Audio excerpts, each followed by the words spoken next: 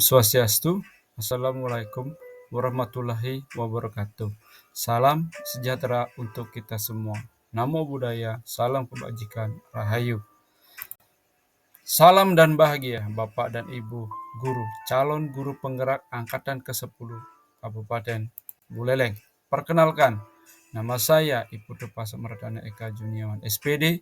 Saya adalah calon guru penggerak angkatan ke-10 dari SMP Negeri 1 Atap 1 Banjar, Kabupaten Buleleng, Provinsi Bali tahun 2024. Terkait dengan tugas koneksi antar materi modul 1.3, maka terdapat pertanyaan pemantik yang pertama, yaitu apa yang Bapak Ibu pahami mengenai kaitan peran pendidik dalam mewujudkan filosofi Ki Hajar Dewantara dan profil pelajar Pancasila pada murid-muridnya dengan paradigma inquiry apresiatif atau IA di sekolah Bapak Ibu.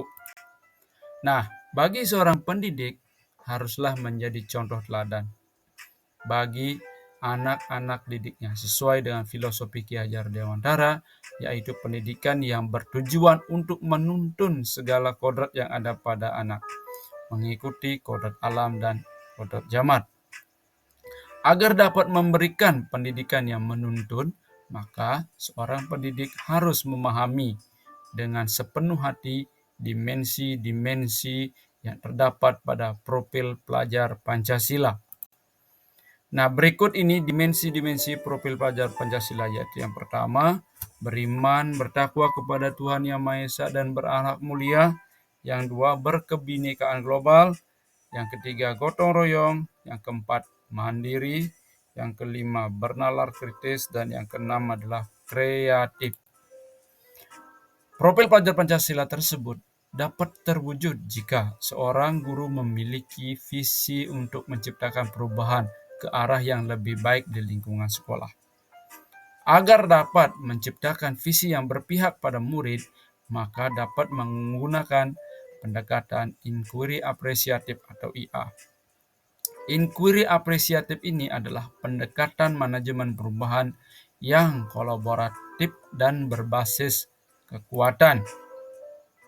Nah, di sekolah kami, SMP Negeri 1 Atap 1 Banjar, yang berlokasi di Banjar Dinas Asah Desa Goblek, Kecamatan Banjar, Kabupaten Buleleng, saya melakukan pembelajaran di sekolah tidak hanya terbatas hanya di ruang kelas yang berukuran 8 kali 9 meter. Nah, sebelum pembelajaran dimulai, saya bersama staf sekolah, kemudian rekan-rekan guru, Bapak Kepala Sekolah, serta siswa mengikuti persembahyangan bersama. Jadi ini kaitannya dengan dimensi berakhlak mulia dan beriman dan bertakwa kepada Tuhan Yang Maha Esa. Kemudian ketika pembelajaran, saya tidak berfokus atau tidak melulu pembelajaran hanya di ruang kelas saja. Saya sering mengadakan pembelajaran di luar ruang kelas dengan kegiatan praktek langsung, praktek lapangan. Artinya, siswa bisa menerapkan apa konsep-konsep materi matematika yang didapatkan kelak nantinya di kehidupan nyata atau realnya masing-masing siswa. Seperti yang tertera di sini adalah terkait dengan konsep dari teorema Pitagoras. Nah, di sini yang bisa teridentifikasi dari dimensi profil pelajar Pancasila tersebut, yaitu munculnya kemandirian siswa, gotong royong, bernalar kritis, kemudian mampu untuk berkolaborasi dengan sesama temannya dalam satu kelompok. Kemudian, selain pembelajaran di luar sekolah, saya juga melakukan pembelajaran di dalam kelas. Pembelajaran yang sering saya lakukan di dalam kelas yaitu berdiskusi dalam bentuk kelompok-kelompok kecil. Nah, diskusi yang saya buatkan seperti yang tertera pada gambar, yaitu terkait dengan materi bangun datar segitiga dan segi 4. Saya memberikan tantangan kepada siswa berupa kertas origami untuk membentuk bidang-bidang datar segitiga maupun segi 4. Bersama dengan kelompoknya, siswa sudah mulai menggunakan nalar kritisnya, bergotong royong, mandiri untuk bisa menemukan sifat-sifat bidang datar tersebut. Kemudian dengan berani untuk tampil ke depan mempresentasikan hasil kerja kelompoknya. Nah, padahal saat ini yang diperlukan adalah pembelajaran yang tidak melulu di kelas. Kemudian pembelajaran yang dirasakan langsung oleh murid dan pembelajaran yang membuat suasana aman, nyaman, dan menyenangkan buat murid. Nah, maka saya mencoba mewujudkan paradigma inquiry apresiatif itu melalui prakarsa perubahan. Nah, prakarsa perubahan yang saya buat di sini adalah menyelenggarakan kegiatan pembelajaran yang berpusat pada murid atau student centered learning. Nah, diharapkan prakarsa perubahan tersebut dapat mewujudkan peran pendidik dalam filosofi pendidikan Ki Hajar Dewantara yang berpihak pada murid dengan mengikuti kodrat alam dan kodrat zaman serta dapat menciptakan profil pelajar Pancasila.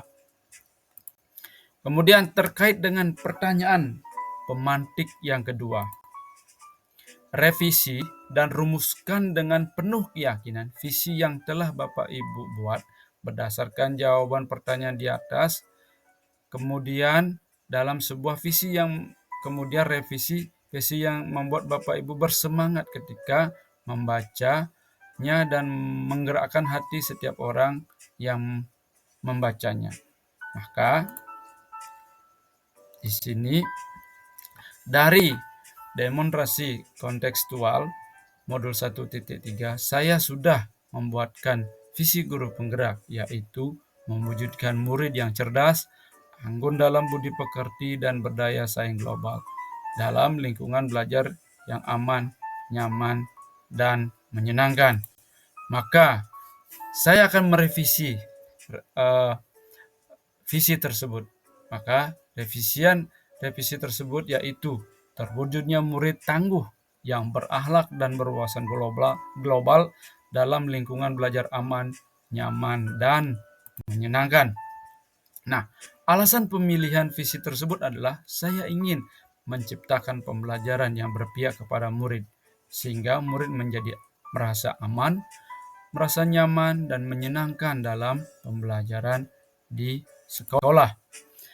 Demikian pemaparan koneksi antar materi modul 1.3 ini. Semoga dapat menginspirasi Bapak dan Ibu calon guru penggerak. Sekian dan terima kasih. Saya akhiri dengan mengucapkan Om Santi Santi Santi Om. Wassalamualaikum warahmatullahi wabarakatuh. Salam sejahtera untuk kita semua. Namo Buddhaya. Salam kebajikan. Rahayu. Matur suksema. Terima kasih.